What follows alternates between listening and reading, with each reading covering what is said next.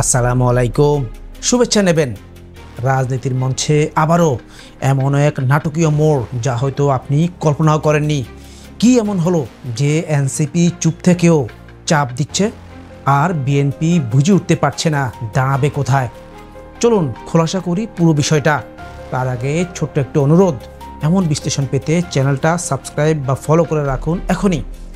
দর্শক, জুলাই সনদ নিয়ে আবার সরগরম দেশের রাজনীতি। অন্তর্বর্তী সরকারের প্রধান উপদেষ্টা মোহাম্মদ ইউনূস গত 5 আগস্ট যে জুলাই ঘোষণা দিয়েছেন তা নিয়ে প্রকাশ্যে খুব একটা চড়াও হয়নি এনসিপি, কিন্তু ভেতরে ভেতরে তারা যে বিরক্ত তা এখন স্পষ্ট। তারা সনদ বাস্তবায়ন চায় আইনি কাঠামোতে, কিন্তু প্রশ্ন হলো কেন এত জোর।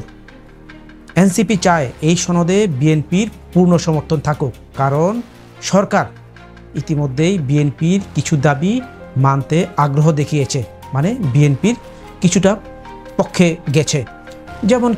যেমন নির্বাচনের সময় নির্ধারণ, কাঠামো পরিবর্তন।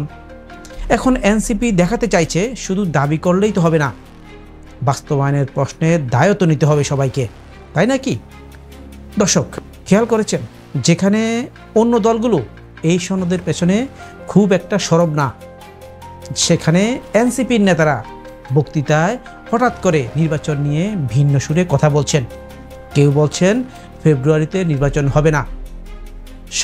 খোলাসা করে বলি, নাসিরউদ্দিন পাটোয়ারি বলছেন ফেব্রুয়ারিতে নির্বাচন হবে না। খুব কনফিডেন্টলি তিনি একথাটা বলেছেন। কেউ বলছেন ডিজিএফআইকে নিষিদ্ধ করা উচিত। এগুলো কি সত্যিই নীতিগত অবস্থান নাকি কৌশলী বার্তা? আমার মনে হয় এটা চাপ তৈরির একটা খেলা। এনসিপি দেখাতে চাইছে তারা বিরোধী দল নয়, বরং চেঞ্জ এজেন্ট। তাদের দাবি সংসদের উচ্চকক্ষে পিআর পদ্ধতি চালু হোক, মানে দলগুলো কত শতাংশ ভোট পেয়েছে সেই অনুপাতে আসন পাবে। এতে বড় দলের আধিপত্য কমবে। আপনি কি ভাবছেন, এটা কি শুধু গণতন্ত্রের জন্য নাকি ছোট দলগুলোর নিজেদের জায়গা নিশ্চিত করার কৌশল? রাজনৈতিক বিশ্লেষক মহিউদ্দিন আহমেদ তিনি বলেছেন এইসব দল নিজের হিসাবেই কথা বলছে। পাঠক একটু টোনটা বুঝবেন। তিনি বলেছেন এইসব দল নিজের হিসেবেই কথা বলছে। বিএনপি যদি মনে করতো 70টা আসন পাবে, তারা পিআরের পক্ষে যেত, কিন্তু আবার এনসিপি যদি 160 আসনের আশা করত, তারাও আর পিআরের কথা বলতো না। মানে নিজের স্বার্থে কেউই গণতন্ত্র বা সংস্কারের বুলি ছাড়ছে না। তবে দর্শক, সবার চোখ এখন জুলাই সনদের আইনি ভিত্তির দিকেই। এনসিপি বলছে এই প্রশ্নে সমাধান না হলে তারা নির্বাচনী মাঠে নামবে না। আর বিএনপি তারা প্রকাশ্যে বলছে সনদে তারা আস্থাশীল, কিন্তু প্রাইভেট মিটিংয়ে তারা কি সত্যিই রাজি? আরেকটা ব্যাপার, এনসিপির নেতৃত্বে থাকা নাসিরউদ্দিন পাটোয়ারি ও হাসনাত আবদুল্লাহ তারা সরাসরি গোয়েন্দা সংস্থার দিকেও অভিযোগ তুলেছেন। কক্সবাজারে সফর, পদযাত্রা, সমাবেশ সব কিছুর পেছনে নজরদারি চলেছে বলে তারা দাবি করেছেন।